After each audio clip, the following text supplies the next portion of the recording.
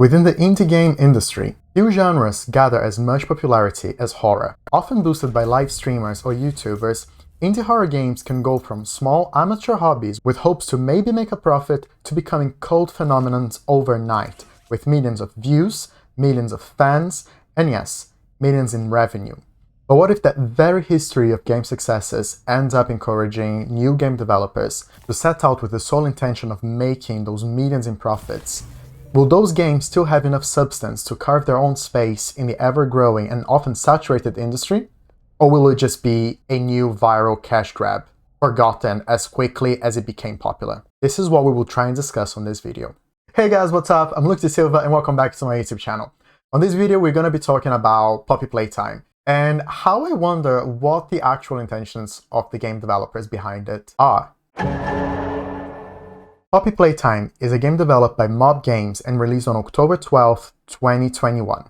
The game has had its first entry named Chapter 1, A Tight Squeeze, and Chapter 2 has already been confirmed to have a planned release in early 2022. In this chapter, you take control of an ex-employee of Playtime Co., an in-game toy manufacturer company and childcare service provider, who is going back into the factory after everyone was believed to have disappeared, only to find out the factory now has at least one mascot, who is very much alive and very much trying to kill you. This chapter has a small area to be explored and a selection of puzzles to be solved, but what has brought the most attention is the one chasing sequence with said mascot, Huggy Wuggy, through the ducts of the factory and its jump scares. It became quickly popular online with YouTubers such as Markiplier and PewDiePie's videos getting millions of views. The game has been compared to other popular titles such as, of course, Five Nights at Freddy's and Bendy. Now, the idea for this video actually came when I was editing a different type of video regarding Poppy Playtime. I actually played Poppy Playtime on my Twitch channel on Halloween. And I decided I would just post a gameplay on YouTube because, you know, it's not like there are enough of those going around already. But during the editing process, I was actually reminded of one thing that I noticed playing the game quite early on, and that got me thinking. What's going on here? Candy Cat! Oh, he's Candy Cat! Okay, can I get one? I love these games because literally it's just such, if the game becomes really popular, it's such an easy cash grab to just make little like Funko Pops and, you know, similar vinyl figures of the little like mascots. As I said, Poppy Playtime is set in a toy factory, and of course there are toys in that factory. Not only Huggy Wuggy, but Bron, Boogiebot, Candy Cat, Cat B. Wait, this can't be right. Cat B? Like, you're on Chapter 1 and you run out of creativity for character design this badly on Chapter 1? Okay, Cat B apparently. And data miners have already found a model for another mascot called Kissy Missy, a pale pink version of Huggy Wuggy, which we see on paintings around the factory. Now, those are the mascots that we've seen on Chapter 1, and I don't think it's difficult to believe we're gonna see even more of those as more installments come around. Because as we are about to see, mascots can make money. Lots of money. As mentioned previously, the game has drawn several comparisons to Five Nights at Freddy's, partly due to the main enemy being an eerie-looking mascot revealing to be a murderous being. Five Nights at Freddy's' first entry had 5 mascots, and by the latest entry in the franchise, we got a whopping total of 137 to 156 mascots. The reason I'm saying 137 to 156 is because there are so many versions of already existent mascots on different games, spin-offs, that even the fandom has difficulty in agreeing on what is the correct number. Now, I think it's really important for us to have well established that when we're talking about Five Nights at Freddy's, it didn't just make lots of money from game sales, because it did, but it also made a lot of money from something else. And you guessed it if you thought merch. From plushies, Funko Pop figures, keychains, you name it, Five Nights at Freddy's had pretty much every imaginable type of merch themed with its extensive roster of mascots. By doing research online, I was able to find information that can help us imagine part of the money Five Nights at Freddy's made.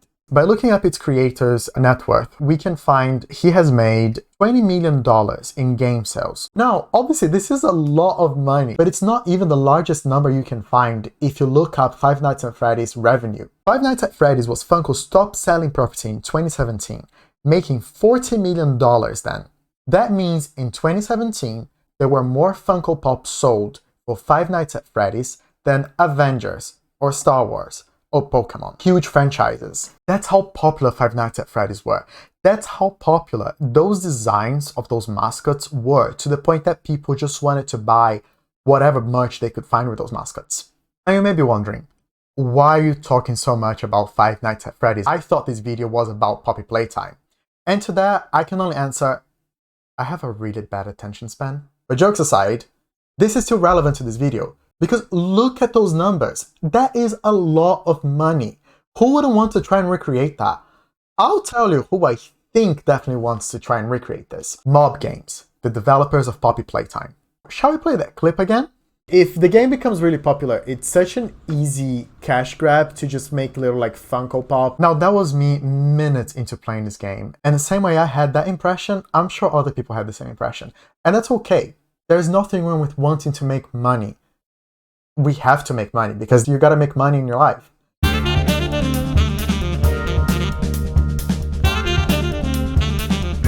What I do wonder is whether this is the initial and main intention here, to make money from the sales of merch, because they released this game on the 12th of October, and weeks after that, they were already working on not only merch, but also something that is extremely profitable nowadays.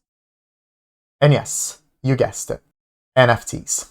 On December 2nd, Mob Games announced on Twitter they would be releasing NFTs of the characters. It's interesting that they tried to not say NFTs and instead they called them digital collectibles, but they were NFTs. Of course, just as anyone who announces NFTs nowadays, they were met with massive backlash on Twitter from people who brought up the very genuine concerns about how NFTs are paid with cryptocurrency, which does take high amounts of electricity to mine and does not help the environment. Mob Games promptly deleted the tweet, but they did not stop the sales of NFTs. They just did it in a quieter way.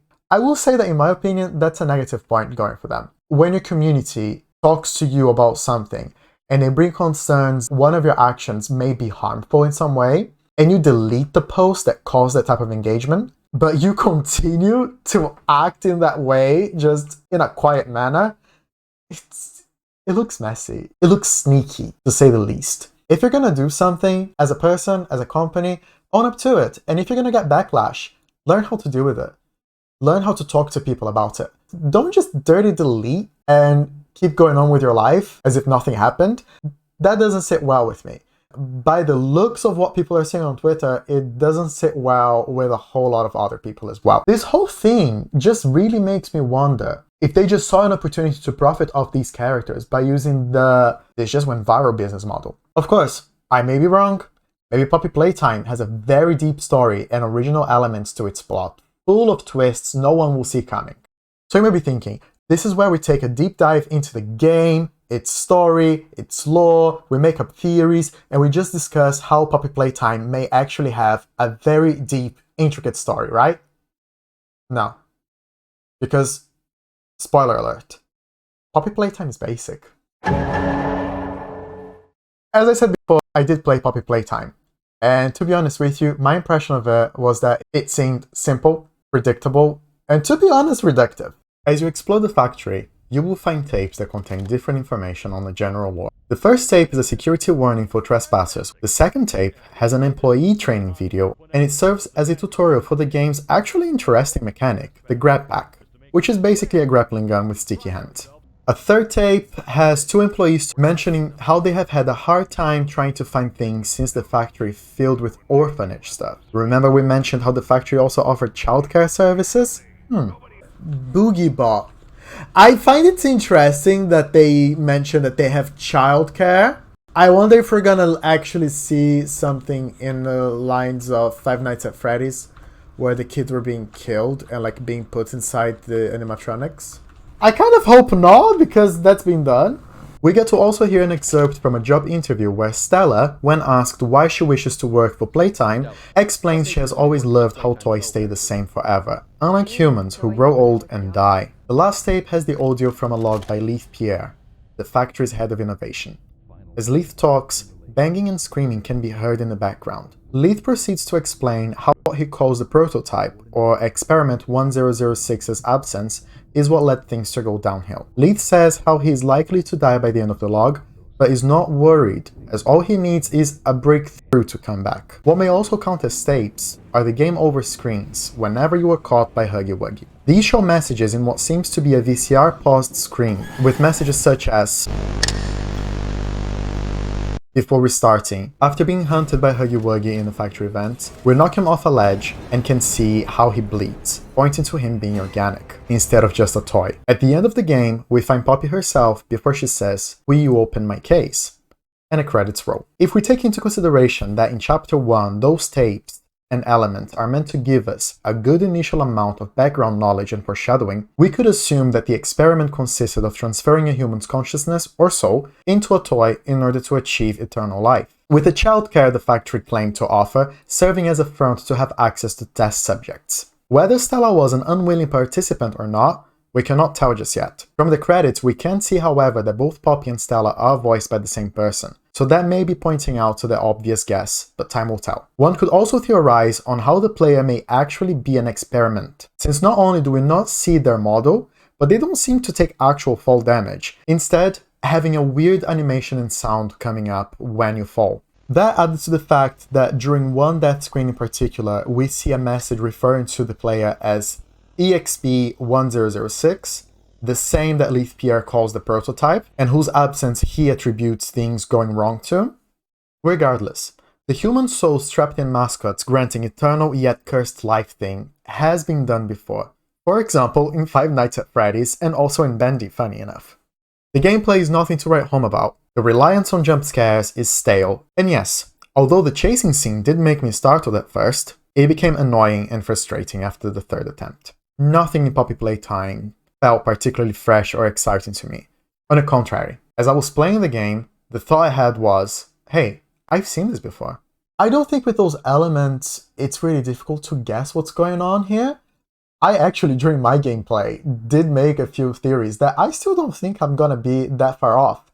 I know this is only Chapter 1, and there will be more coming. During the first installment of any story, a storyteller will make sure that they will introduce quite a few of the main elements and enough foreshadowing so that people can already have enough puzzle pieces to try and figure out what the mystery is. Honestly, that's mystery storytelling 101. The thing about foreshadowing is that for it to be efficient, it also needs to be subtle, and there's nothing subtle about this. Could this be, however, a misdirect? It could. Do I think it is? No, I don't. Because as I said, up until now, it just doesn't look like the whole story is that ambitious to the point that they will go through the extent of using a misdirect. This is what makes me question the overall intention of this game. When I see such a lack of inventive approach to storytelling, but such a level of attention given to mascots design, combined with such a quick thirst to jump on the NFT bandwagon and a very sneaky way they deleted the tweet announcing the NFT sales, but continue to do so quietly, I can't help but expect the worst. Of course, these are still early days, and as the next entries arrive, I could be completely surprised by it. What happens is that right now, I don't feel that confident that that will actually happen. I worry that the main focus here is to make money, and they're just using the chasing sequences, the jump scares, to get popular enough so that people will be interested in these characters. I just hope that mob games will put in good amounts of effort to make sure the players get a payoff from playing the next entries and getting invested into this, instead of just rehashing well-known tropes with a different coat of paint. It doesn't even look that great. And with that said, guys, we get to the end of this video. Thank you so much for watching. I really appreciate your time, and I hope you enjoyed it. If you did, hit the like button. It just really helps the channel and helps me. Let me know in the comments how you feel about it. If you like Poppy Playtime, if you think the story is just going to be huge, or if you're also worried about the seemingly large focus on monetizing these characters. Make sure to subscribe to the channel and follow me on Twitch. I stream 3 times a week, every Wednesday, Friday, and Saturday. You will be able to find the time on my schedule. And I stream a bit of everything, from Dark Souls to Zelda and even indie horror games like Poppy Playtime. Thank you so much, guys, and I'll see you on the next video. Bye!